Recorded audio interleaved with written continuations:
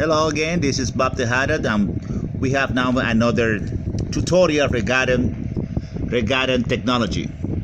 In this issue, we'll be talking about the SSID router configuration. Understanding SSID.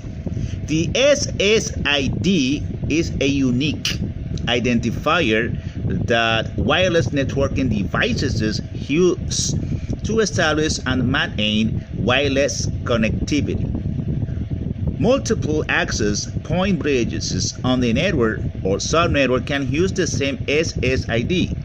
SSIDs are case sensitive and can contain up to 32 alphanumeric characters, to not include spaces in your SSID. The 1300 series access point bridge supports multiple SSIDs. When you configure an SSID, you assign these configuration settings to the SSID. Virtual local area network, radius, accounting for traffic using the SSID, and access point bridge on authentication method.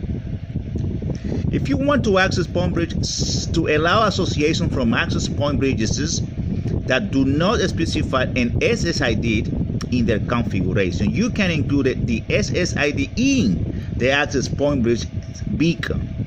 The access point bridge default SSID auto-installed is included in the beacon. However, to keep your network secure, you should remove the SSID from the beacon.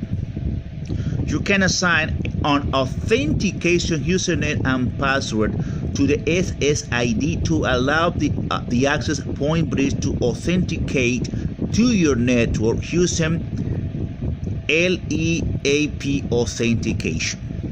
If your network uses VLANs, virtual local area networks, you should assign the access point bridge SSID to your network native virtual local area network.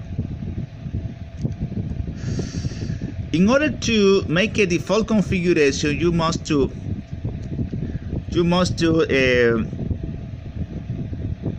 turn to the guest mode SSID or install the access point bridge broadcasts in the SSID in its beacon and allows access point bridges with no SSIDs to associate. Creating an SSID. Beginning in privileged execution mode, follow these steps to create an SSID. Remember that we are talking about on higher levels of technologies and router configuration. Don't you ever think that you are able or capable of configuring SSID in your router's network, because that doesn't happen. That is not going to happen. So the step one, the first command, configure a terminal, enter global configuration mode. Second, step 2, interface .1 radio 0, enter interface configuration mode for the radio interface.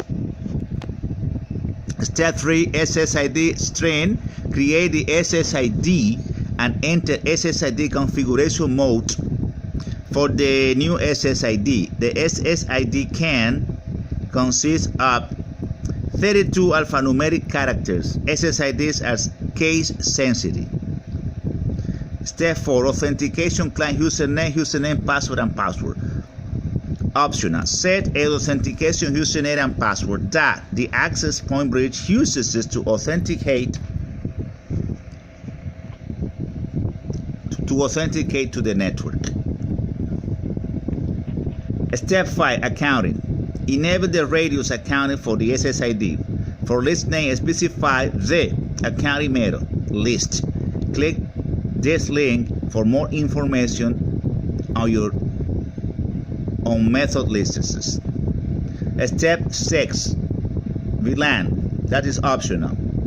Assign the SSID to the virtual local area network on your network on your access point bridge. You should assign the SSID to the native virtual local area network. Step 8, Step 7, infrastructure. Designate the SSID as the infrastructure SSID.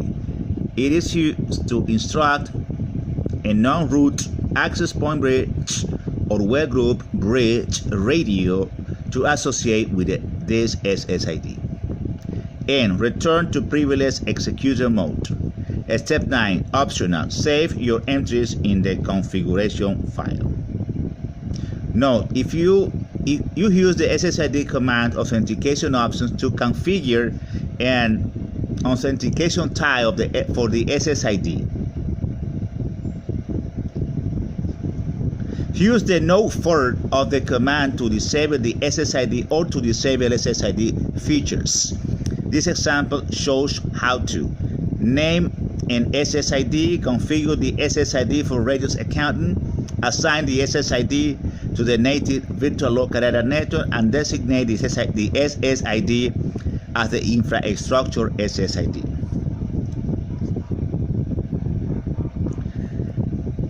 By the time being, that is going to be all. Thank you very much for watching. Don't forget to give us a thumbs up. Any comment at the end of this video clip. Thank you very much. See you next time.